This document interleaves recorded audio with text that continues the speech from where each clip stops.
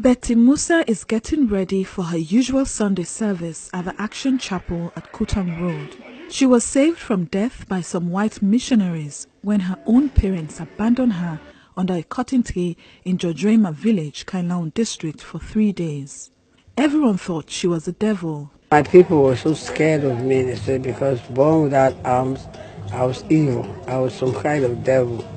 So they decided to go and lay me under the cotton tree, and then maybe the devil will come and take back its property. So then, that's what he did. I spent about 3 days there. I never returned. They took me from there, brought me to the town, made a town crier, shouted, Lord said, well, how has they given birth to a child without arms? She's not a human being, she's a devil. At age 4, her parents were happy to give her away to the white missionaries who took her to Penhurst National Children's Home in Chipping Norton, outside Oxford in the UK. Betty spent her teenage life in the UK. At 20, when her scholarship ended, she came back to Freetown, where she attended the Annie Walsh Memorial Secondary School, but was unable to complete her 5th form, which she regrets till this day. I failed in my exam. I didn't complete school. I just managed to get up to Form 5. I got pregnant. That's my first daughter. Because she had an extra mouth to feed, she found work as a secretary at the Ministry of Social Welfare, Gender and Children's Affairs. She worked at the ministry for 16 years as a contract staff. Having worked at the ministry for nearly 2 decades, she was never promoted nor made a permanent staff. Her next option was showbiz. I came to know Betty in the entertainment industry. I remember Betty was in Conakry, Guinea.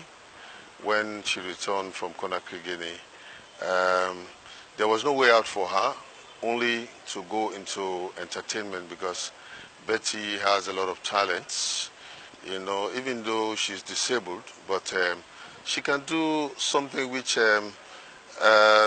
maybe ordinarily somebody cannot be able to do it.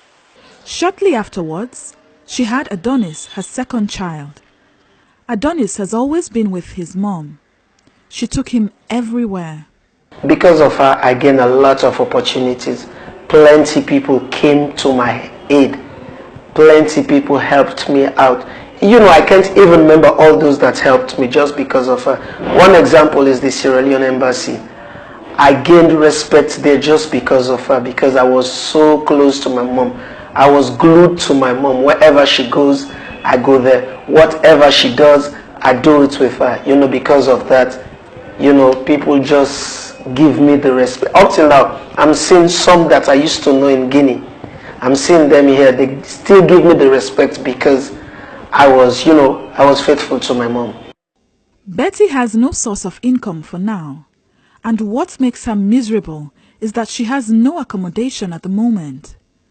Her son is not financially strong to take care of her mother's needs. In times like this, she believes the Disabled Commission should come to her aid. We are not a social welfare institution. We are a policy implementation body. However, we work closely with our parent body, the Ministry of Social Welfare, Gender and Children's Affairs, and it is that body that should really handle specifically social welfare issues. Most disabled people in Sierra Leone are faced with the problem of shelter. Some sleep on the streets of Freetown while others squat in public buildings. Will there be an end to the problem of shelter for persons with disability? The issue of shelter is equally a challenge, not only in Sierra Leone but in Africa and equally elsewhere, because shelter is a strategic decision taken by government. And you know, because of our recent history, a lot of infrastructure damage was done during the war. We have been looking at specific areas of development, and shelter has been one area that we've had challenges, but in a way, as the commission was set up, we have been looking seriously in the aspect of shelter for disabled people. Because of the hard times, Betty smokes and drinks to forget her problems, though the vicissitudes of life keep haunting her. Who will wipe her tears will be a real friend in need. Until Betty gets help, smoking will be her only source of courage for now.